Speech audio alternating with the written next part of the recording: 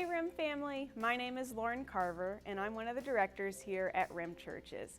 And this is video 2 of a 2-week teaching series focused on the 10 essential elements of church growth and church health. Last week, Joey talked to us about the first 5 elements on that list, and in this video, he's going to round out the final 5 things that focus on church growth and church health. So Joey, take it away. Let's evaluate where our church is right now so that our church can be healthy and strong, because we want our churches to grow.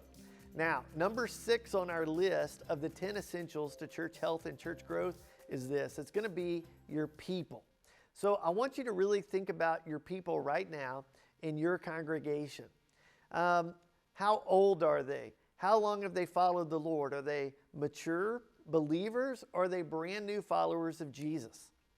These are some of the things that you need to evaluate when it comes to your people.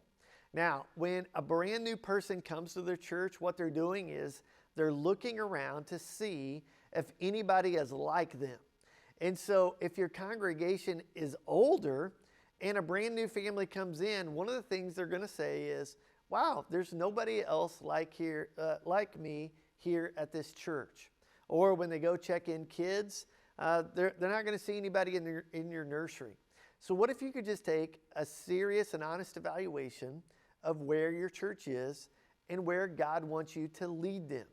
Now, typically, the age of the pastor determines the age of the congregation. So, whatever age a person is, the pastor is. So I'm 47 right now.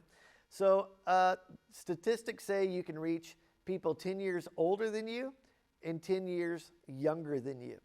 Now, Stonewater Church, we are in more of a retirement community here in Granbury, Texas.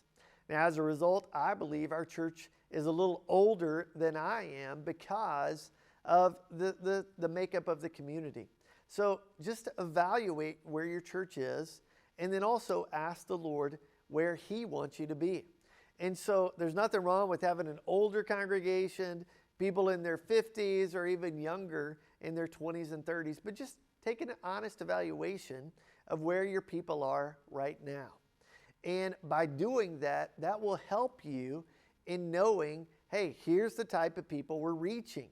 And as a result, you can go after that group even more, or you can start to make different hires of your staff and your ministry teams if you want your church to get younger. So right now at Stonewater, we're asking ourselves, how do we continue to get younger? How do we hire people in their 20s in order to attract people younger in their 20s that are just starting out in marriage and life and starting to have younger kids? Because we recognize our church is actually getting older because we're getting older. So do an honest evaluation of your people and your congregation of where you are right now. The second one is, which would be number 7 on our list, would be the location of your church. So where's your church located? Do people in your community know where you are? Now, there's many churches all across America that churches are in the middle of nowhere, are outside of the city. So where's your church located? Do people know where you are? What about your signage? Do people know that your church is there? It's hard for people to find your church if they don't even know that you're there. So what can you do? Just take an honest evaluation right now of the location of your church, what your church looks like on the outside. Do people know that you're there so that they can come? Because this is going to be a big area that would either limit the size or limit the number of people that are coming there based on your location. Now, all of these factors can change. So you would say, hey, if we're going to reach more people, then maybe we need to change the location of our church. Or, hey, our location's great. We just need to do a lot better job of X, of promotion or signage, or maybe even as like cutting down some trees so people can actually see that your church is there. So what about the location of your church? That's going to be a big factor to church growth and church health. The next one is going to be just the facilities that you have. So when people come into your facilities, Is there enough room for people? What about your kids' space? Is there enough space?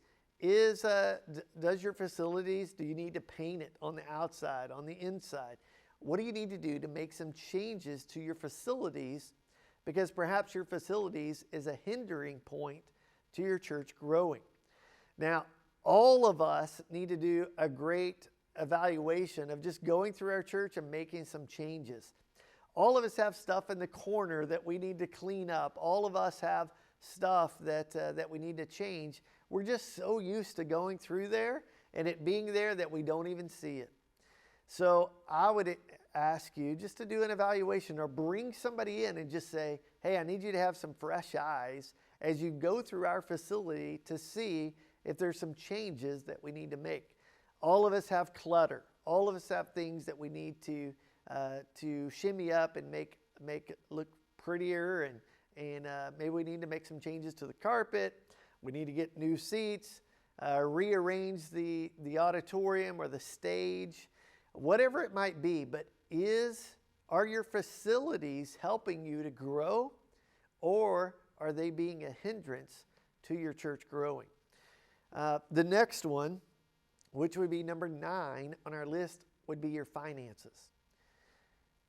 Are your finances, do you have enough finances, money, to accomplish the vision that God has given you? If you do, some churches, finances are not a problem. But it could be other factors that are hindering your growth. Some people, they don't have enough finances to accomplish the vision that they've given. So what about you? Right now, in your church, are your finances hindering you from growing? Or it's not even a factor? You have plenty of finances. You just need to continue to spend those in a way that you can grow your church. So finances could be a blessing, or I've been in churches that they have so much money in their rainy day fund that they're afraid to spend it. So how are you doing right now in your finances? Just take an honest evaluation. Do you need more, or do you have enough and you just need to spend more in the right areas? The final area, this would be number 10 on our list of essentials to church health and church growth, would be your programs. Now, the programs that you're currently offering at your church, are they a hindrance to growth? Are you doing things that you just need to stop? Are they taking up too much time, too many resources? Are there things you need to stop? Or are there programs that you need to add? As you look into your community, you may say, hey, we have a huge divorce rate in our community. So you need to add something to your programs that would help marriages. Or you would look at your kids ministry and you would say, we don't have very many kids. We need to add some children's ministry that would help us grow our kids ministry. So look at your programs that you're offering, and are your programs adding to the church health and church growth of your church? So right now, guys, as we look at these 10 essentials to church growth and church health, how are you doing? Most of us are not willing to evaluate in a real honest way because we have insecurities in these areas. Like, we see the changes that need to be made, but we're afraid to make them because I've seen guys that are saying, hey, if I evaluate and start sharing this, then it's going to expose my weaknesses as a leader, or it's going to expose my insecurities of leading the church. So guys, I would encourage you right now to take this honest evaluation because it's worth it. Like, it's worth it to make these changes so that your church would grow even more, would reach into the community and make a huge impact in our world. Guys, I believe in you. Let me know how we can help you make this evaluation and help your church be healthy and grow.